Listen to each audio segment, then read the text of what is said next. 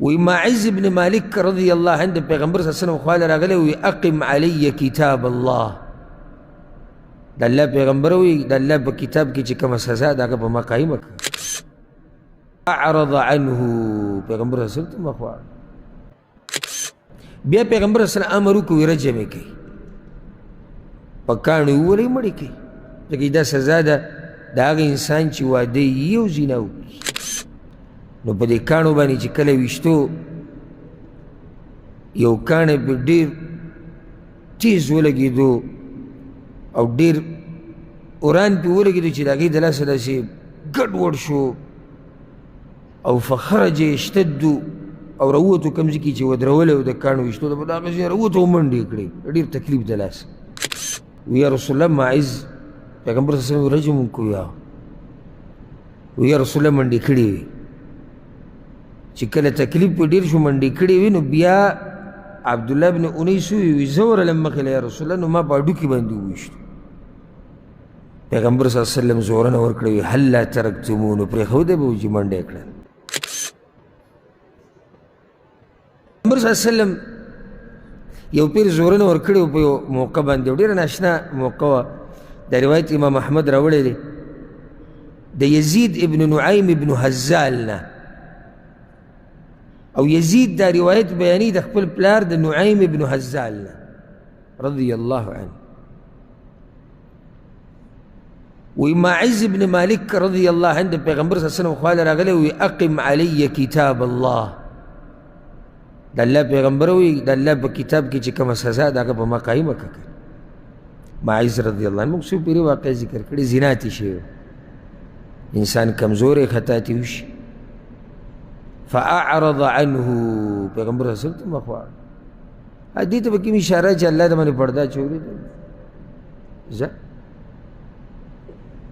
بل گواهان خونیشتی صدور گواهان بدی چی معز زنا کردی گواهان چی نینو چی بے سوک بزان بانی صدور پیری گوایو کردنو بس پخپر دا بزان گوایو کرد بیا راگے سن اشنا مؤمنو س اللہ والا خلقو دا خلق سڑے ہوتا حیرانش بیا راگے دا پیغمبر صلی اللہ علیہ وسلم خوالا پیغمبر صلی اللہ علیہ وسلم معیز سی چلے ہوئی اقم علی کتاب اللہ دا اللہ دا کتاب چکم دا اللہ پا کتاب کی چکم حد بیان شوی دے کم سزا راگلی دا اگر ما قائمہ ککنے پیغمبر صلی اللہ علیہ وسلم بیا مخوالا بیا راگے درین پیر ویا رسول اللہ اقم علی کتاب اللہ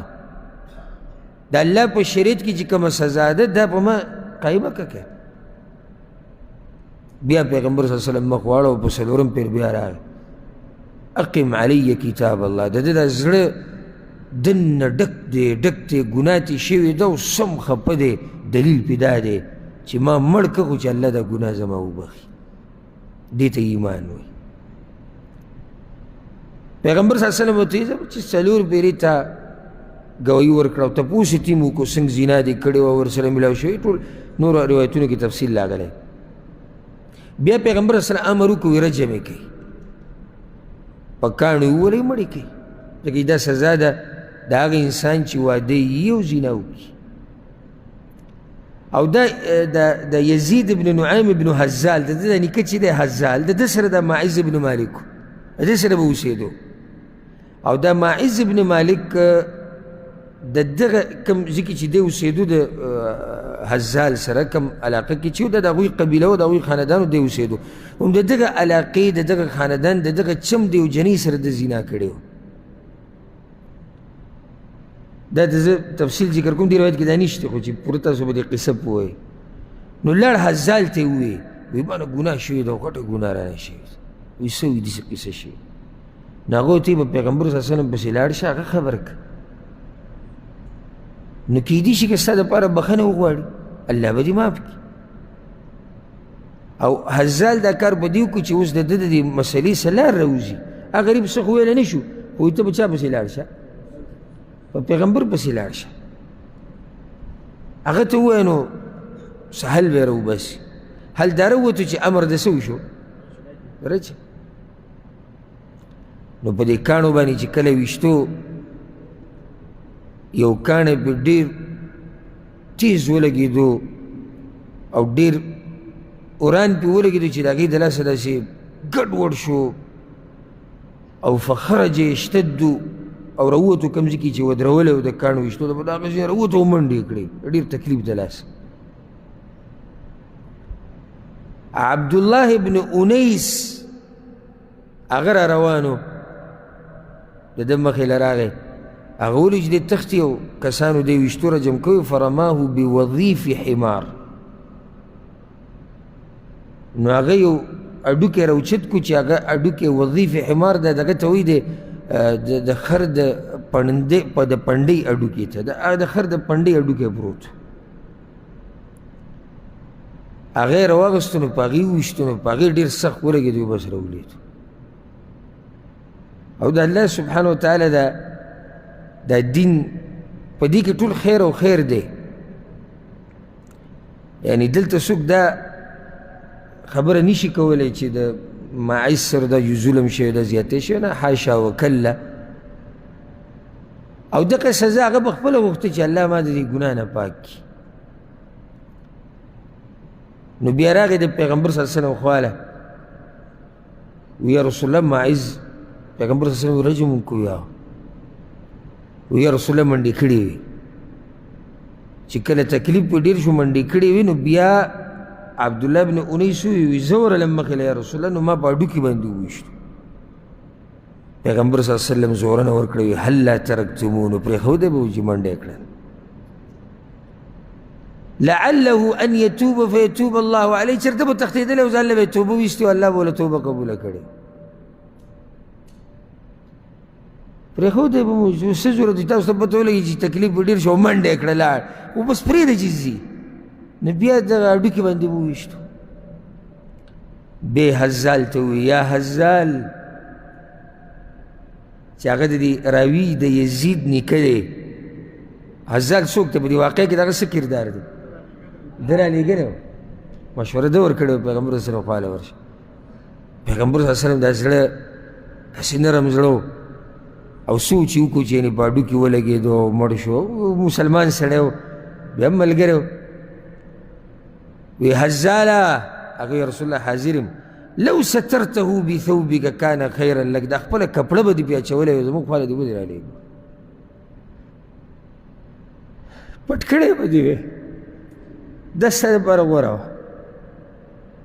خو هغه ته خو ګناه نه وه خو مشوره په څه ورکړه چې زه تا د څه لار راوباسم پیغمبر صلی الله علیه وسلم به د یوې لار راوباسي زه څه خبرې به تا زیرا کړې د دې به څه کېږي خو پیغمبر صلی الله علیه وسلم ورته وایي حزاله لو سترته بثوبک دا خپله کپړه به دې پرې اچولی وی پټ کړی به دې وی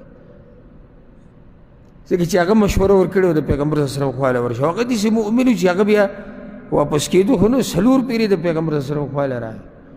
یوه لار غواړي هغه چې د دې نه وځي ګناه به د هغوی په زړونو باندې دومره بوج راوستو او یو زموږ حال دی سهار د شپې پورې ګناهونه کوو هېڅ چېرته زموږ زړه نه خرابېږي نه چېرته موږ دا سوچ کړی دی چې الله به موږ بخي یا نه نه چېرته موږ دا سوچ کړی دی چې الله ته به څنګه مخامخ کیږو خو د یوې ګناه د ماعز رضی الله عنه زړه را پړسولی و او د هغه وخته پورې هغه نه کېناستو چې څو پورې هغه د عبدالله بن انیس د طرف نه په هغه هډوکي باندې نه ولګېدلی اوله دمه شو چې کله مړ شو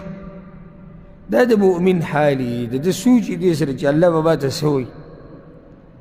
نو په دې موقع باندې پیغمبر صلی الله علیه وسلم زورنه ورکړې وه حزال ته وایي حزاله پټ کړی به دې تا زموږ خواله راولېږو د دې نه دا فایده م راووته چې په توبې سره لویه ګناه م الله معاف کوي لکه کې زنا لویه ګناه ده او پیغمبر وایي که توبه یې ویستې توبه به الله قبوله کړې دې نه بله دا فایده م راوته چې د مؤمن شان دا دی چې د ده نه ګناه وشي نو دی بیا د توبې طرف ته منډې وایي د دې نه دا فایده م راوته چې ته څوک ګناه وکړي نو پرده پې واچوه الا دا یاده کوي ګورې د هغه چا دپاره دی چې کم سړی په ګناهونو مشهور نه وي او په فسق او فجور باندې یو سړی دی په ګناهونو په فسق او فجور هغه په خپله مشهور دی که ته به پرده اچوې او که ته نه اچوې یا دا چې د یو سړي د ګناهونو د لاسه معاشرې ته نقصان دی یو سړی نشي خرڅوي یا نشه کوي ته به پرده چې